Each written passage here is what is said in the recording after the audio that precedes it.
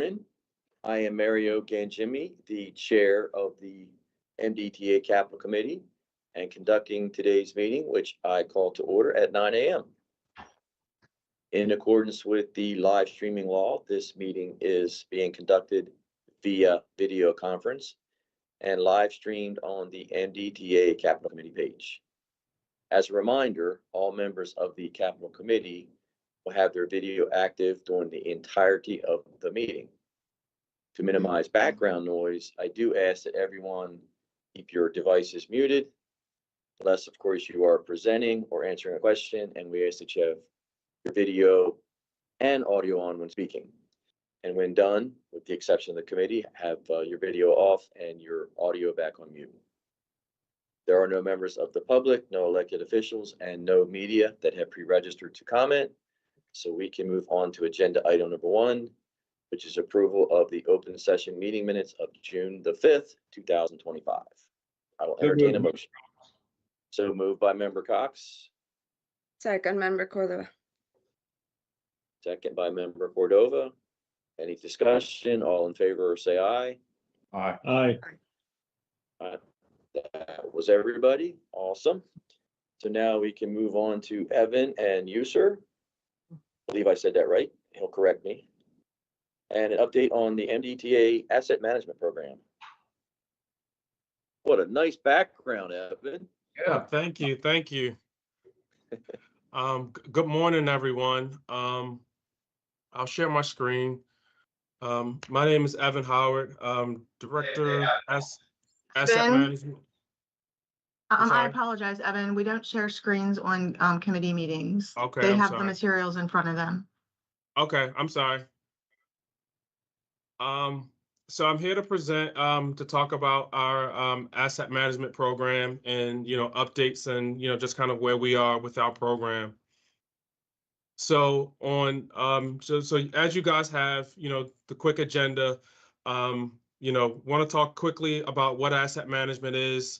Also talk about how asset management achieve. Also, what is our MDOT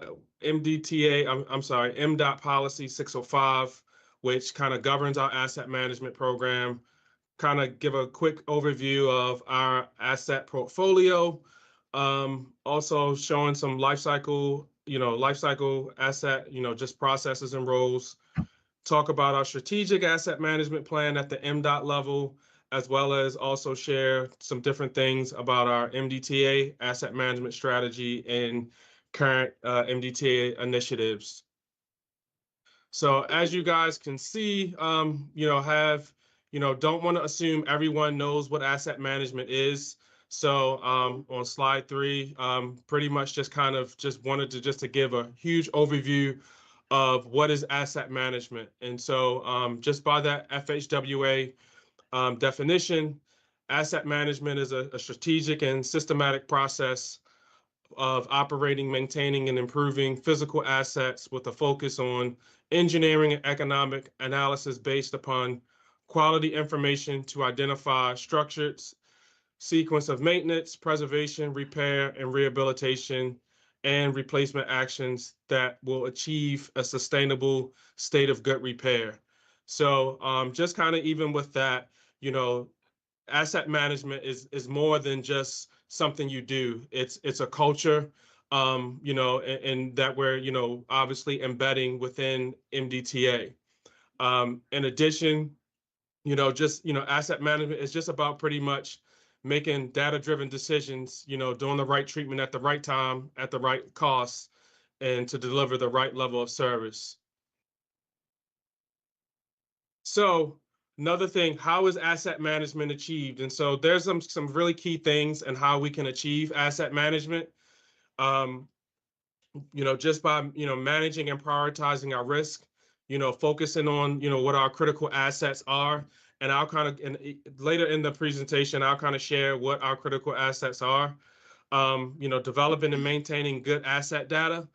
Obviously we utilize, Maximo, as well as GIS as our systems of record. And so making sure we have good data within those systems, development of lifecycle management practices.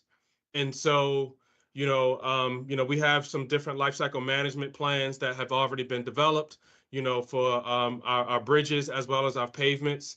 So, also developing those life cycle management plans for other critical assets, focusing on state of good repair. Just we want to make sure we're maintaining our assets, in a state of good repair. And we have, different things that we're doing currently, and obviously that, through engineering, that there are certain processes to make sure that we are maintaining state of good repair. Develop performance measures. That's another big thing. Just making sure that we're able to measure how we're performing. That's, extremely key. Promoting cost efficiency, making sure that, we're being cost effective with our decisions and obviously on the maintenance side, the capital side, and, making sure that we're being very stewards of, the money that's being spent to maintain assets. And then just kind of employ data-driven decisions. Again, we want to be able to have the data to, enhance our decision making and really paint that full picture. So just kind of going into page 5, when you talk about asset management program, just wanted to kind of briefly highlight, these are just some key things and how we can have a good program. Making sure that we have an asset registry and inventory. We got to make sure we know where all of our assets are and things like that. Next thing, condition assessments, making sure we have condition assessments of all of our assets, so that we know the conditions of that they're in to maintain them in a state of good repair. Establishing level of service goals, making sure that, we're maintaining them at a certain level, a state of good repair. And in order to do that, we have to have certain level of service goals. Managing our risk. Obviously we have some really critical infrastructures here at MDTA. And so when we're making decisions, we have to make sure that we're managing those risks, and and when we are considering design options and things like that, making sure those are taken into account. Capital planning, making sure that we are planning appropriately, for maintaining our assets, for replacements and things like that. And I know here at MDTA we have we do a really good job in terms of capital planning and obviously bringing all the stakeholders together to to participate in that decision making, optimizing operation and planning, just making sure that we have all that data to be able to make the decisions that need to be made. And one of the other key things is roles and responsibilities. Everyone plays a key role in asset management, and so and with an agency of our size, it's extremely important for us to know all the roles that all of us play.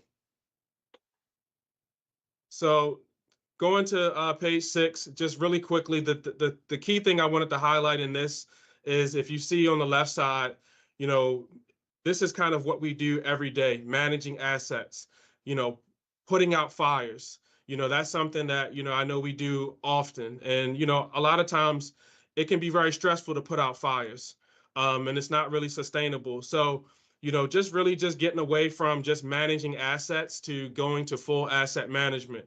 And so, if you see on the right side of the screen, I mean, what's really the key point here is we want to become more proactive as opposed to reactive in our decision makings. And so through collaborations, having those performance, performance matrices, managing risk, and also looking at the total life cycle cost, not just what we the acquisition costs, but the full life cycle. That's going to help us to be more proactive as it relates to being in a position so that when we do have certain issues come up, we've already planned for those kind of things. So page 7, just really quickly, why asset management, obviously we've been doing it here in a lot of the different modes for years. But back in 2019, MDOT pretty much came out with a 605 policy, which pretty much kind of governs our asset management program. And so this is a policy that all modes are required to follow. And obviously us being a part of that, it's something that, we as an agency and as an authority have, continued to participate in that. So just really quickly, a few things to kind of highlight with this policy. It does promote promotes the requirements and benefits of asset management to internal and external customers.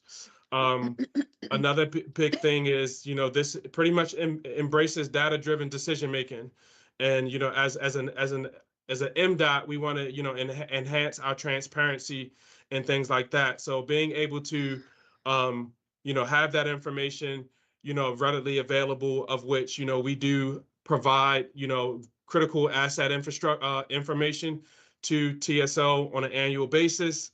So, it's just really just kind of embracing that data-driven decision across the modes. Another big thing is, ensuring consistency across the modals as it relates to asset management. And, like I mentioned, we have our annual reporting of critical assets that we do annually. And this policy also talks about and kind of guides our TAMP development. And I'll talk a little bit about the TAMP in a few other sections. If you go to page 8, just high level, these are just pretty much all of the assets that MDTA maintains. And we're very similar to the assets that SHA maintains, but one of the we do have some very critical infrastructure. Obviously we have tunnels. You have Easy Pass, as well as other critical assets. But when we have to report to TSO, they do require us to report on 7 critical assets. Now, as you can see on page 8, we have more assets than what we have to report. But even without having to report those, we are still maintaining those assets.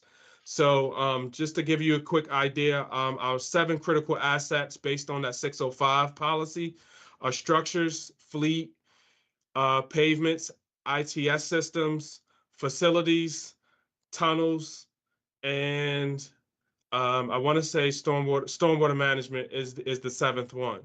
So just to give you high level on those things. Slide 9, you can see and again, this is just really, everyone plays a role in asset management. And, you can see from the planning all the way through the decommissioning phase, every office is highlighted for the most part of who plays a role. So, again, asset management is not just something that engineering does or just construction. It's something that we all do, whether it's procurement, finance, operations, we all play a role in that. And so when you talk about roles and responsibilities, it's important for everyone to understand and kind of know what their role is. Page 10, just really, back at early part of this year, MDOT, issued a new strategic asset management plan. So I think that is something that I want to say is updated every 3 years. So, that was signed, by our secretary. And so, again, that's just something that, is a new a new strategic asset management plan that's come out. So just, more of an FYI for everyone. And again, this slide really just kind of shows some of the key goals and objectives that are related to that strategic asset management plan. Now, if I go to kind of page 12, the reason I kind of wanted to kind of highlight this is because I think, obviously we have our SAMP from from TSO. Now, I think the good thing is, with our strategic MDTA strategic plan, one of our goals and objectives is to demonstrate financially sound and fiscally responsible decision making. So, we want to make sure everything kind of aligns with not, just from TSO to MDTA, as we kind of make sure that our goals align. And so I just want to kind of highlight that 3rd bullet with response to demonstrating fiscally sound and fiscally responsible decision making, just to kind of highlight that, we are aligned in with MDOT has. And so that's just kind of important as we kind of share that messaging throughout MDTA. So quickly going to page 13, again, back in early part of this year, obviously with the support internally and obviously with the support of our executive director, we were able to put together an asset management strategy document for MDTA. And this pretty much is kind of like what is kind of governing our asset management program. And so this is how we're going to measure ourselves to show that we're how effective our program is. If you go to page 14, again, these are just wanted to highlight the 6 key goals that was an outcome. And so just really quickly with this, how did we come with these 6 goals? Well, when I first started, we put together a roadmap we wanted to do an under-hood assessment of our asset management program. And so basically, we met with, different folks from engineering, we met folks with operations and other stakeholders. And one of the big feedbacks that we got was it wasn't extremely clear what our goals and objectives were for asset management. And so, with that, basically we kind of took a step back and say, hey, let's develop this strategy document that we can, that could kind of shape what our program wants to be. And so now with this document, we can go out and effectively communicate what are our goals, what are our objectives, and how we're measuring that. So even with that, here are the 6 goals. We have foster and develop partnerships. Goal number 2 is a holistic approach to managing our MDTA's assets.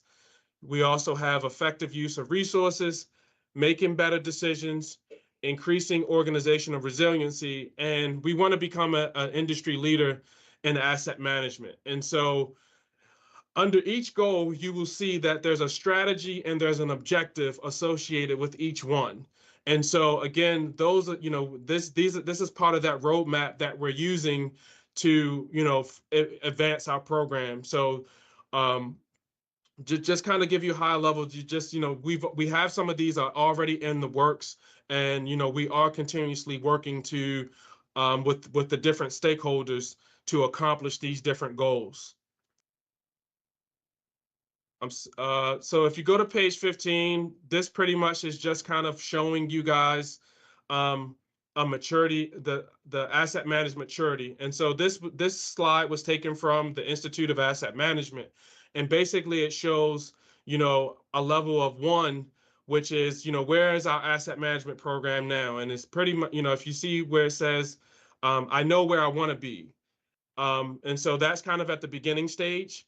And then level 5 is basically we're doing full asset management at its capacity, and we're in a place to make data-driven lifecycle management planning and models. And pretty much we want to strive to get to a level 5. And so each asset is probably at a different maturity level, which is fine. And again, this kind of just gives us something to really strive for as we look to advance that.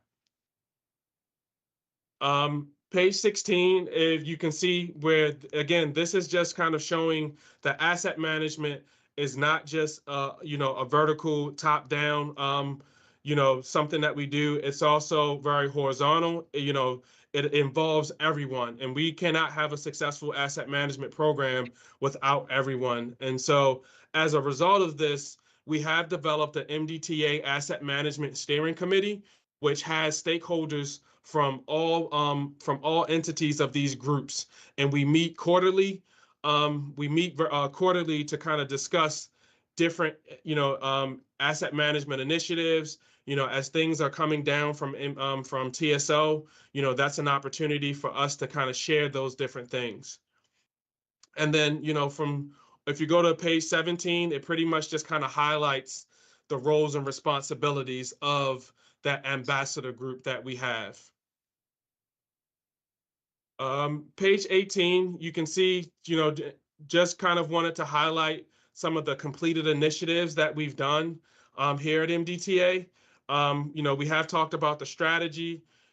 We've also procured our first A&E contract for asset management. And that was done, I want to say, the NTP has been out probably since the beginning of this year. So, like I said, with some of the things that we, with the strategy, that contract is going to be very beneficial for us to be able to support a lot of the different goals and objectives for our asset management program. We've also recently done an asset management video with Bruce and myself, and that's kind of been sent out to all of MDTA. Pretty much just kind of showing that buy-in from senior leadership for asset management. Slide 19, you can see is current initiatives that we have going on. We have our Maximo enhancement project that that is currently is an IT project that we're looking to enhance our capabilities with Maximo to make it more of an enterprise asset management system. We're also doing a maturity assessment for some of our critical assets. And that's going to give us an under-hood assessment of where we are, asset management, areas of improvement, and develop a roadmap for us to kind of further advance those.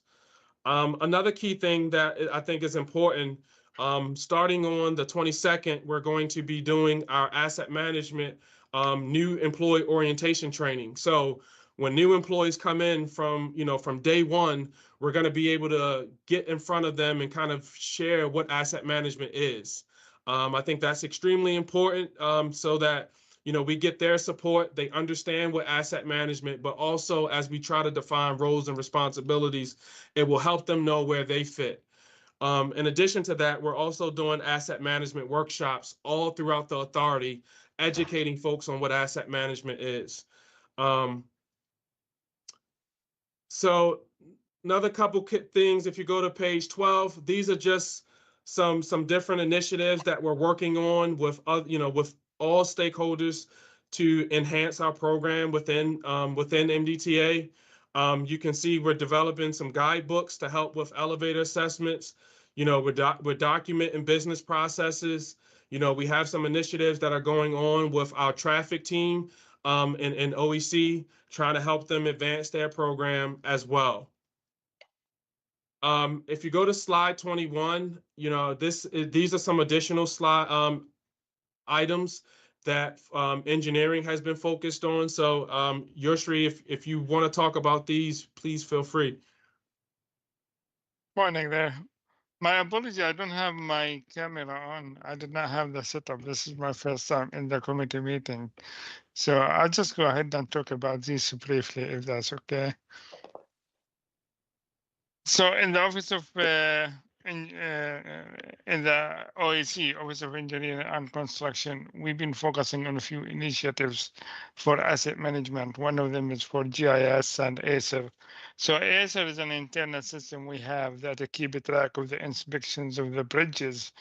And in the past, we were like going through that system and making export of the data to provide for the TSO submission. But starting last year, we start developing an automated model where we can access that system behind the scene, bring the inspection results for the bridges, and consolidate those and reconcile them with our GIS. So our GIS data is showing us the up-to-date information from the system.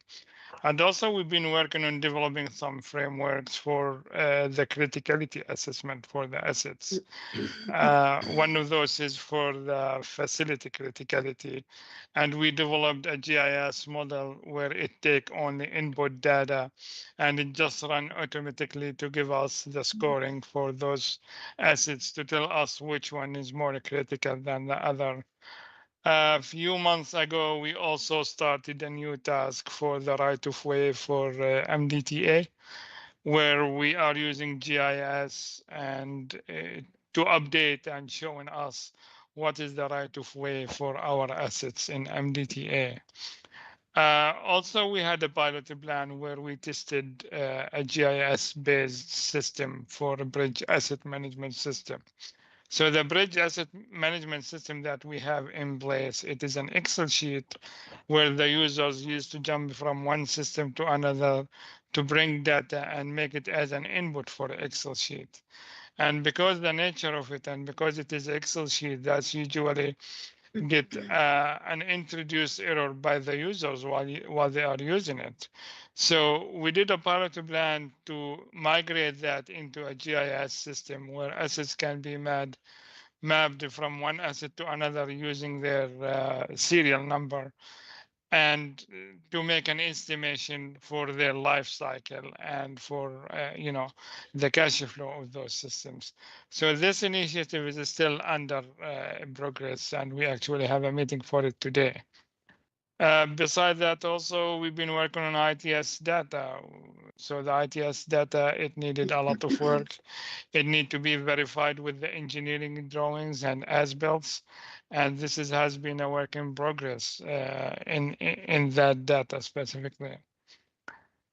So there are, I believe this is your slide, Evan, about the asset management initiatives in the future. Yes, sir. Yeah, go ahead. No, thank you. So just the slide 22 or page 22, as we have current things that are going on, these are future initiatives that we want to work on and continue to kind of enhance. So that's, just wanted to kind of highlight, this to kind of show you guys some of the key things that we're trying to do in the future.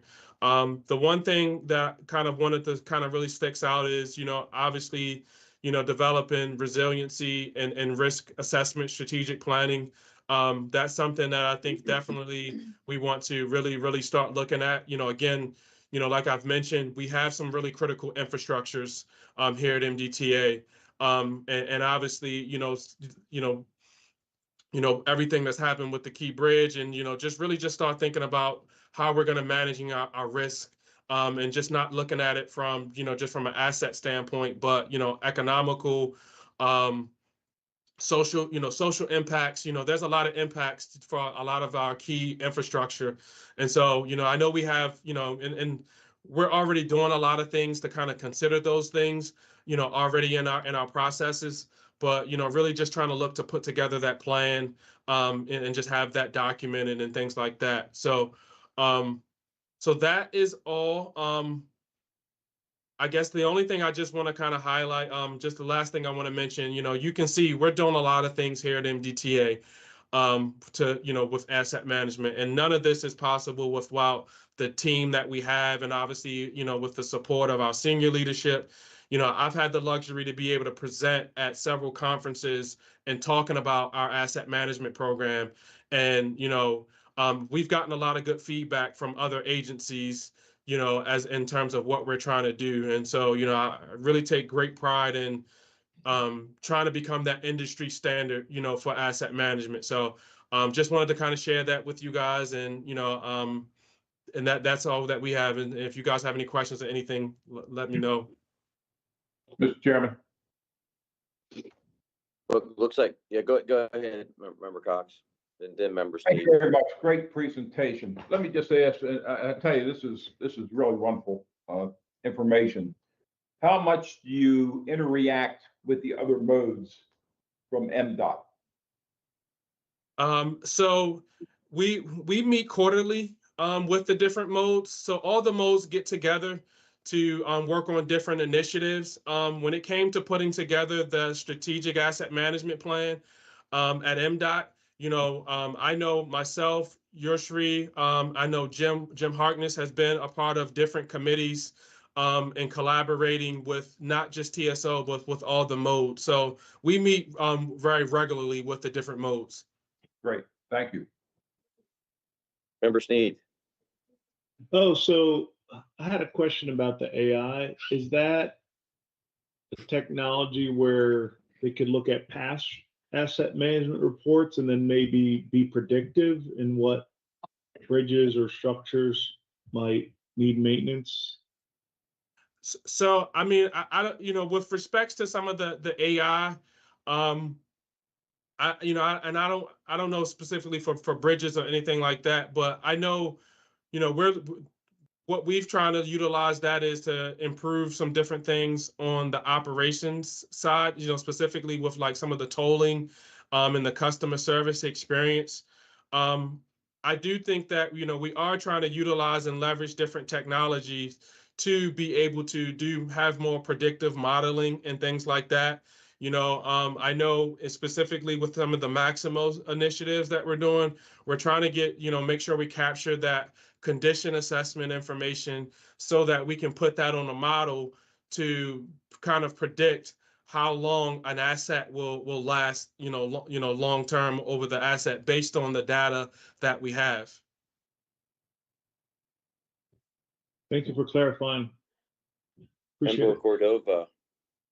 Thank you. I just wanted to kind of follow up on that a little bit because that's one of the answers that come to my head. But if you could identify the top or say top 3 risks or challenges you see ahead of you to really implement and realize this asset management system that you're putting together, what would those be?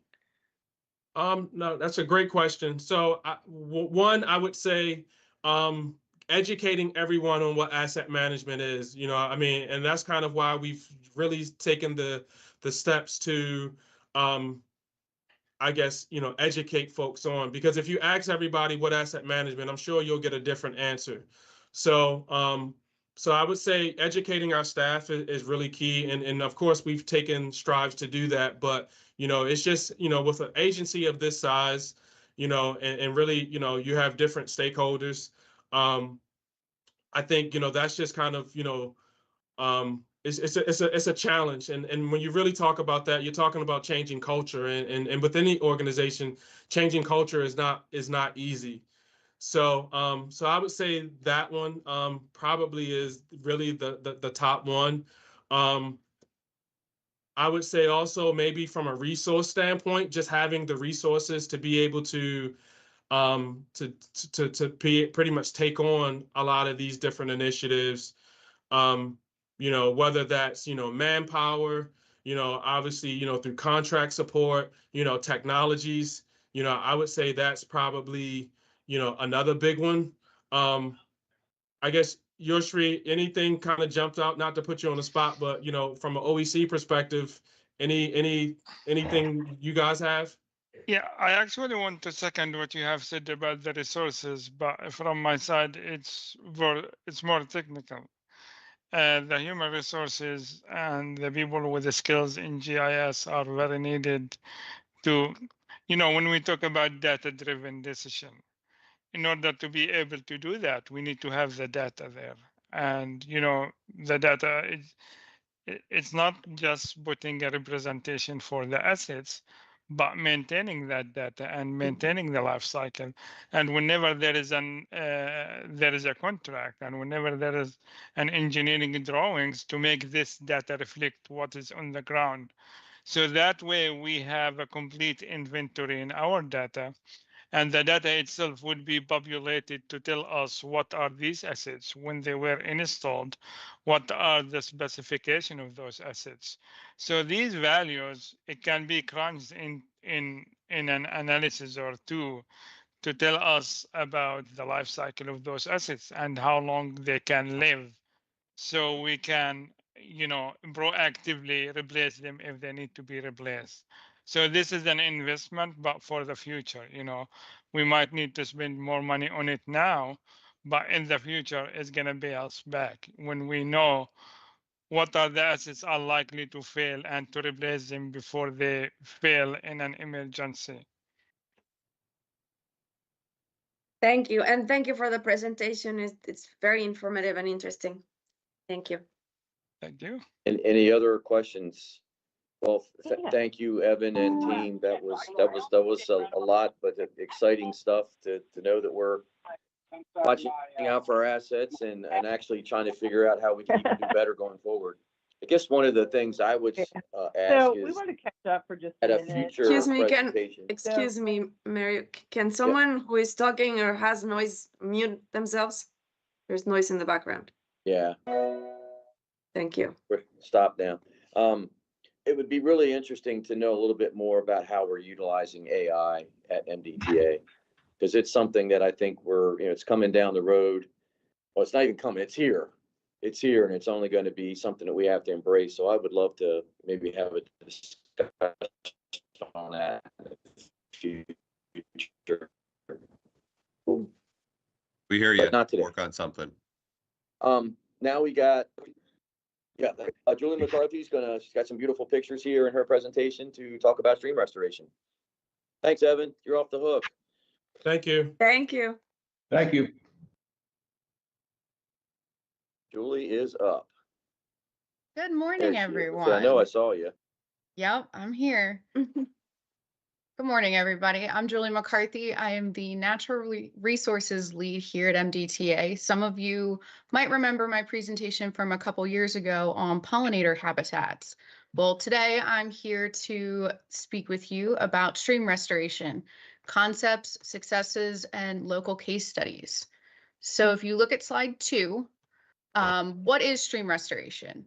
So the definition of stream restoration is improving a stream to a stable, functioning condition by improving stream channel form, stability, hydraulic function, and habitat. So some of these are returning a degraded or altered stream to a more natural and stable condition. It can include anything from restoring the riparian buffer with native vegetation, stabilizing stream banks, repairing in-stream structures, reconnecting floodplains, and improving in-stream habitat. Moving to slide 3, some of the common features to look for in stream restoration. These are our top 4 that we look for when we're evaluating our recent stream restorations, and you can see the 3 corresponding photos. So the first photo is a stable channel and proper floodplain connectivity. You can also see a diverse habitat with several different species of vegetations and native plant establishment, which you can see mainly on photo 3. I'm going to talk about this. This is one of my favorite stream restoration sites that we have. It is the 895 Lansdowne location. Moving to slide 4, why it matters. So there are several different reasons why this matters. Here are our top 5. It is regulatory compliance. This falls into the Clean Water Act requirements and TMDL goals. We're looking for cost-effective infrastructure protection. We're looking to protect our roads, our bridges, our stormwater facilities, and buildings from bank erosion and excessive flooding. There's also the aspect of public health and safety. This reduces erosion and flooding risks that cause property damage. It increases quality and safety in food and recreation, and it ensures job security for our local watermen for the Chesapeake Bay. Also, equity and resilience. We publicize environmental justice and climate resiliency. It also helps manage stormwater runoff and alleviate flooding in a lot of cases. And then there's also the environmental aspect, which is where my bread and butter is. So this improves water quality, reduces sediment, and prevents nutrient loads from entering the bay. It also enhances aquatic and riparian habitat. You can see our little fox in the low bottom right corner. This comes off one of our trail cams. So all of these photos you see my team has taken or our trail cams have taken. So moving on to slide 5. Some of the challenges that we have. So here are our top 3 challenges. It's that the design is complex and ever evolving. Sometimes what happens is the first survey to construction, from the first survey to construction, there can be large variability. You can have the first survey go out for pre-existing conditions, and it could be 5 years before we get to construction. We could have several very large storms, a hurricane could come through, and it could kind of change how the habitat and environment looks, and it can even change where the stream is located. The next challenge is the time between initial survey. Well, I talked about that, so sorry about that. Then we go into funding post-construction to maintain compliance.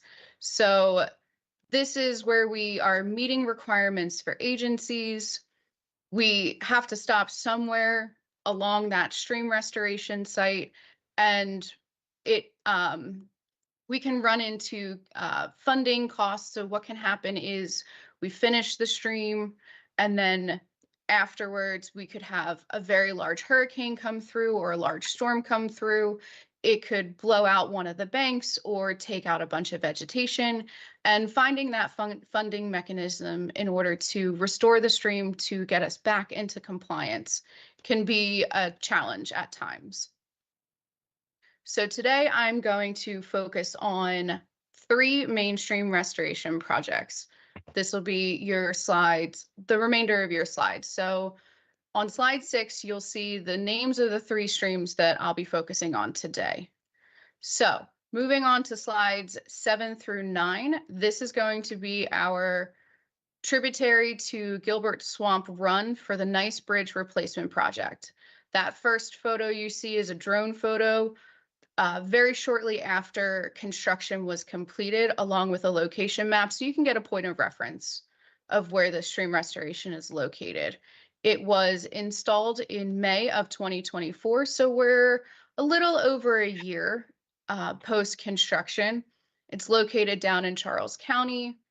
It is approximately 3,007 linear feet of stream that was restored. You can see in pages 8 and 9 what it looks like 1 year post-construction. So this site generated little over 30 acres of equivalent impervious area treated for compliance for the NPDES MS4 Phase 2 permit. This is nearly 3 times the 10.69 acre debit needed to reconcile the water quality bank. This is an example of how stream and wetland restoration projects can interconnect with and support existing and future agricultural operations. So this site is in the middle of farm field, and this is private property that we have an easement for this restoration. This helps reduce the flooding events. It increases safety for the local roads in this community as well. Moving on to slides 10 through 13. This is one of my favorite sites. This is the 895 stream restoration site right outside of Baltimore in Lansdowne. It's located in Howthorpe. It was constructed in 2021. This is a location in an EJ community and has provided substantial uplift to the area. It has direct flow from several communities, and the restoration has added the capacity for stormwater runoff, thus helping to reduce the flooding. Since it's in a densely populated area, it's subject to significant trash being in the site. Every year, MDTA Environmental goes out to the site to do an Earth Day cleanup. There's several times that we have had contractors come out to also clean up the site to help keep it functioning as it's intended. This prevents buildup and clogging in the stream. And then in 2023, this site was featured as a successful stream restoration in urban areas for the Maryland Stream Restoration Association. This was pretty early here at MDTA when I first started about 3 years ago. We had everyone from the Maryland Stream Restoration Association out to the site, and they were very excited about it. They kept complimenting how it was successful. Many of the attendees were impressed with how we were able to get such high diversity in native plants, and they were just overall very, very excited about the site. So currently this project is in year 5 of 10 for monitoring for compliance. So you can see in some of these 5-year post-construction photos, some of those flowers and the trees are really taking off at this site. So overall, this site has been very successful. So the third site that we're going to talk about are going to be your slides 14 through 17. This is a recently completed site We call this one the WUS 18A. So this is for the 95 ETL northbound extension, specifically for MD 43 to south of 152. This site was completed in January of 2024. It is approximately 660 linear feet of stream restoration and about 0.36 acres of created wetlands that were added. So the foundation of the design for WUS 18A is streambed substrate comprised of basal gravel as well as similar sized materials where applicable. It increases floodplain and channel connectivity. It has diverse wetland hydrology through the incorporation of surface and groundwater and flood flow hydrology into floodplain wetlands. It exposes native hydric soil such as the floodplain surface. It encourages greater hydro exchange, and it increases the physical quality of wetlands at the site. So you can see our photos, you can see the during construction and the recently completed, but before we did our plantings involved several live stakes as well as trees and shrubs planted. And then you can also see the drone footage that we have for the post 1 year construction. Then you can see on slide 17, our post 2 years, where you can see all of it kind of coming together. The vegetation is growing, the trees are really starting to take, and the site overall has been performing up to the standard that we need it to. So with that, that concludes my presentation. But if you take a look at slide 18, you can see the drone video or the drone photo of the Lansdowne I-895 stream restoration. Thank you all for your time. Does anyone have any questions? Well, thank you. And I guess my one word description is wow. pretty neat stuff. Do we sort of brag about this on our website and brag about this? I mean, you know, we got, not that, you know, toll roads and toll bridges aren't exactly the most beautiful things in the world. I think they're pretty cool, but this is really awesome. We should be touting this side of the softer side of what we do. Chairman. Go ahead, Mr. Member Cox. Julie, thank you very much. Great presentation, as always. You know, as you say, a couple of years ago, your presentation, obviously, I've been watching the ETL and on 95, obviously, it's in Baltimore to Harford County. And I go down there frequently and try to walk a little bit and see some of the areas that have been disturbed. And I know some areas have been a challenge, obviously, with the gunpowder, little gunpowder, and obviously, you know, where you've shown these slides. I commend you on, you know, what you guys have done. It's amazing. Thank you. Thank you. Anybody else? Well, that was the end of our meeting. Julie, you closed this out nicely there. Thank you. That being said. Thank you for the presentation.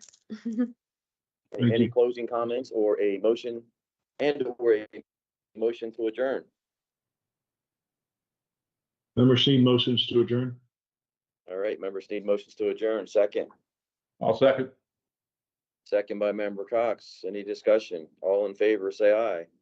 Aye. Aye. Have a good All weekend. right. Have a good one. Good meeting.